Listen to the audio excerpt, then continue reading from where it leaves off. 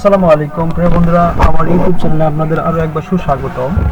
তো আমি আজকে আপনাদের দেখাবো যে অ্যান্ড্রয়েড ফোনের যে ভিপিএস লাইনটি আছে, সেই ভিপিএস লাইনটি আপনারা খুব সহজে কীভাবে একটি বিট ম্যাপ দেখে মানে স্কেমেটিক ডায়াগ্রাম থেকে আপনারা খুব সহজে কীভাবে বের করবেন। তো এই স্কেমেটিক ডায়াগ্রামটা আপনাদের পেতে হলে কোনো টাকা পয়সা খরচ করতে হবে না, ফ্রি একটি স্কেমেটিক ডায়াগ্রাম। যেটি আপনারা গুগলে যদি মা অ্যান্ড স্কেমেটিক ডায়াগ্রাম লিখে সার্চ দেন, যেমন এখানে আছে, আমি আপনাদের দেখিয়ে দিচ্ছি। এখানে আমি অলরেডি ইনস্টল করেছি। তো আপনারা চাইলে কিন্তু গুগল থেকে, গুগল ক্রোম থেকে বা যে কোনো ব্রাউজার থেকে এই স্কিমেটিকটি ডাউনলোড করতে পারবেন, সম্পূর্ণ ফ্রি এবং এটি কোনো পেইড না, আপনারা লাইফ টাইম এটি চালাতে পারবেন। তো দেখুন, এই যে মা অ্যান্ড যে লেখাটি আছে, মা অ্যান্ড স্কিমেটিক লিখে যদি আপনারা ইউটিউবে বা গুগলে সার্চ দেন তাহলে কিন্তু আপনারা পেয়ে যাবেন। তো আমি এটি লগ ইন করে নিচ্ছি, লগ ইন সাকসেস। এরপরে কাঙ্ক্ষিত অ্যাপসটি ওপেন হবে। তো এই অ্যাপসটি কিন্তু অনেক কার্যকরী বন্ধুরা, আপনারা চাইলে কিন্তু যে কেউ পিসিতে এটি ইনস্টল করতে পারবেন। এটি একবার লগ ইন করলে এটিতে আর কোনো ঝামেলা হয় না। তো দেখুন, যে কোনো মডেলেরই হতে পারে, সেটি অপ্পো, ভিভো, শাওমি, রিয়েলমি, যে কোনো ফোনে হতে পারে। আপনারা খুব সহজেই এই ভিপিএস লাইনটি বের করতে পারবেন বন্ধুরা। ভিপিএস লাইন আপনারা যদি আইডেন্টিফাই করতে না পারেন তাহলে কিন্তু ডেড ফোন বা কোনো ফোনে আপনি কাজ করতে পারবেন না প্রপারলি। তো ভিপিএস লাইনটি আপনারা যখন সহজে বের করতে পারবেন তত সহজ হবে আপনার হাতের কাজ।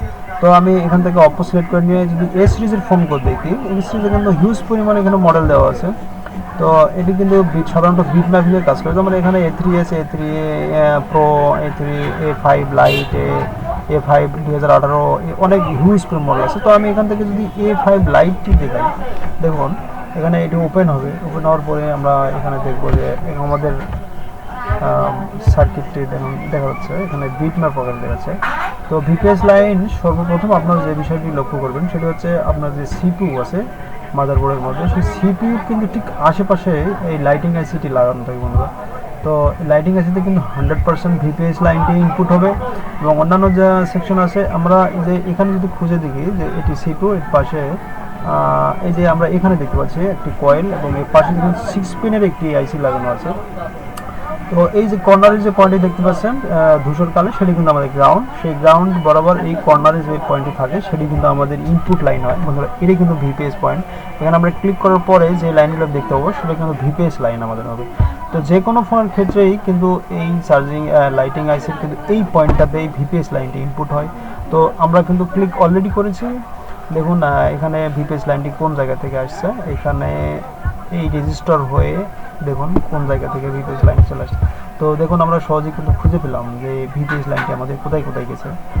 এখানে যে আপনারা দেখতে পাচ্ছি চার্জিং আইসি একটি লাগানো আছে, চার্জিং আইসির এখানেও কিন্তু ভিপিএস লাইনটি ঢুকে গেছে। এখানে একটি কয়েল দেখতে পাচ্ছেন, এই পাশে একটা ওভিপি লাগানো আছে। দেখুন ভিপিএস লাইন যেখানে যেখানে প্রয়োজন এই মাদারবোর্ডের মধ্যে সব জায়গায় কিন্তু এই ভিপিএস লাইনটি গেছে। এখানে আপনারা একটু আনজুম করলে দেখতে পাবেন। তো এই যে এই পাশে দেখুন এখানে কিন্তু নেটওয়ার্ক আইসিতে গেছে, এখানে একটা আইসিতে গেছে, আবার এখানে যে আইসি আছে সেই আইসিটিতে গেছে। এটি কিন্তু আমাদের পাওয়ার আইসি, ঠিক আছে।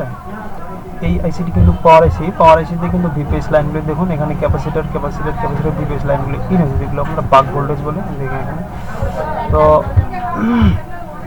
বন্ধুরা আপনারা অবশ্যই বুঝতে পারলেন যে আসলে এই ভিপিএস লাইনটি খুব এক ক্লিকে কীভাবে বের করতে পারেন। আপনারা শুধু আইডেন্টিফাই করবেন যে আমার লাইটিং আইসিটি কোথায় আছে। আর লাইটিং আইসিটি খোঁজার খুব সহজ উপায় হচ্ছে সিপিইউ যে আছে, সিপিইউর ঠিক আশেপাশেই লাইটিং আইসিটি লাগানো থাকে। আপনারা 6 প্যানের একটি লাইটিং আইসি দেখতে পাবেন, এবং পাশে একটি এখানে একটি বড় ধরনের ক্যাপাসিটার দেখতে পাবেন, যেটি 10 মাইক্রো হেনরির একটি মানের হয়ে থাকে। তো এই হচ্ছে আজকের ভিডিও, যে ভিপিএস লাইন আপনারা কীভাবে সহজে বের করতে পারবেন। যদি ভিডিওটি ভালো লাগে লাইক করবেন এবং আমার চ্যানেলটি অবশ্যই সাবস্ক্রাইব করুন বন্ধুরা। আসসালামু আলাইকুম ওয়া রাহমাতুল্লাহি ওয়া বারাকাতুহু।